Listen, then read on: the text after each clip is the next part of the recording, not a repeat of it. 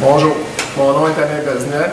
On est ici chez Riendo Sport, concessionnaire de véhicules récréatifs BRP à Saint-Mathieu-de-Belleuil. Le but de cette rencontre, c'est expliquer aux gens, donner des conseils pour le remisage d'une motoneige. Autant de motoneige 4 temps, 2 temps carburateur ou les nouvelles technologies à injection. La première étape consiste à ajouter un stabilisateur d'essence dans le réservoir. Un réservoir de 40 litres, pour la plupart des motoneiges, on utilise environ la moitié de la bouteille. OK, à l'étape 2, ça consiste à faire le brunissage du moteur.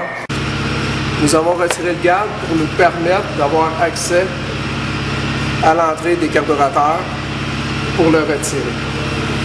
Il y a ici une petite barrure qui est là. Soulève vers le haut.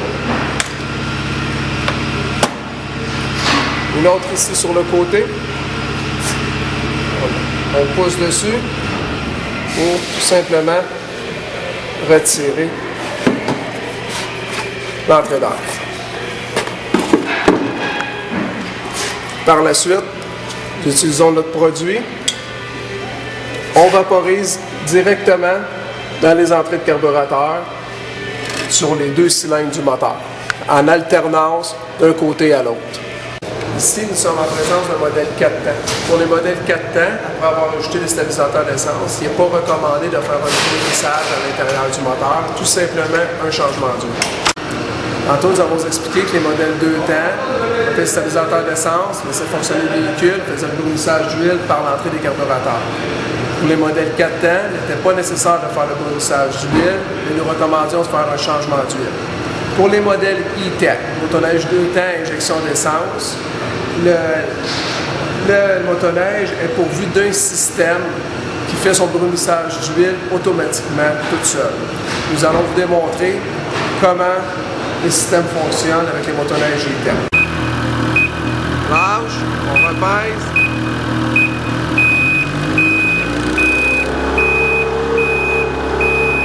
Et l'ordinateur du véhicule fait en sorte que le brunissage du moteur interne toute seule. Nous laissons la motoneige s'arrêter d'elle-même.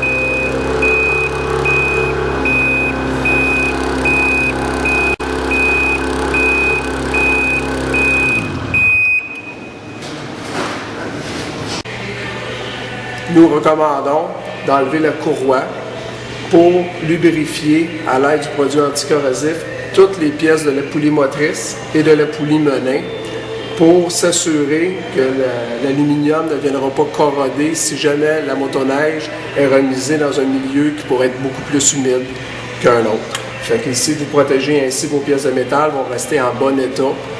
Il n'y aura pas de corrosion. C'est mieux pour le véhicule. Nous vous suggérons aussi de lubrifier tout ce qui est de pièces moteurs, le démarreur, tout ce qui est pièces métalliques à l'intérieur. Lorsque vous remettrez votre motoneige en marche, nous vous recommandons un bon dégraisseur pour remettre ces pièces secs. Et la 4e étape consiste à bloquer la sortie de l'échappement avec un chiffon pour que les bestioles ou toute vermine ne viennent pas à l'intérieur faire des nids durant la période d'entreposage.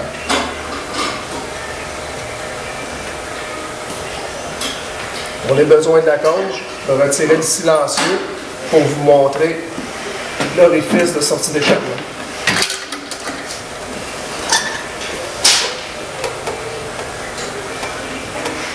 Il serait important de lubrifier les pièces de suspension et de direction, les joints en rotule, avec un produit anticorrosif ou un équivalent de d'autres marques qui peut être aussi bien.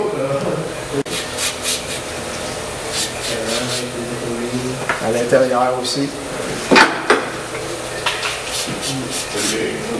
Les tiges amortisseurs.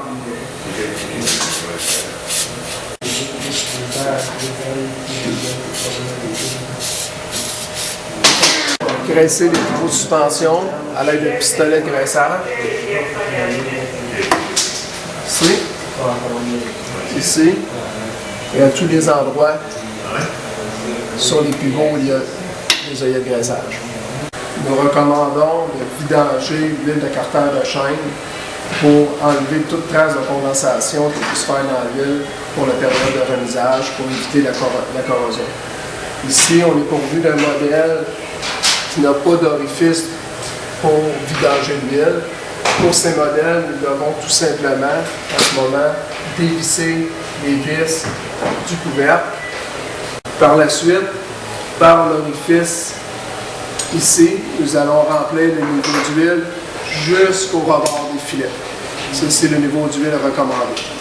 Toujours utiliser une huile XPS pour capteur de change. Nous soulevons la motoneige à l'aide d'un cric pour motoneige ou de tout autre support que vous pouvez trouver pour détendre la suspension à son maximum durant la période de remisage.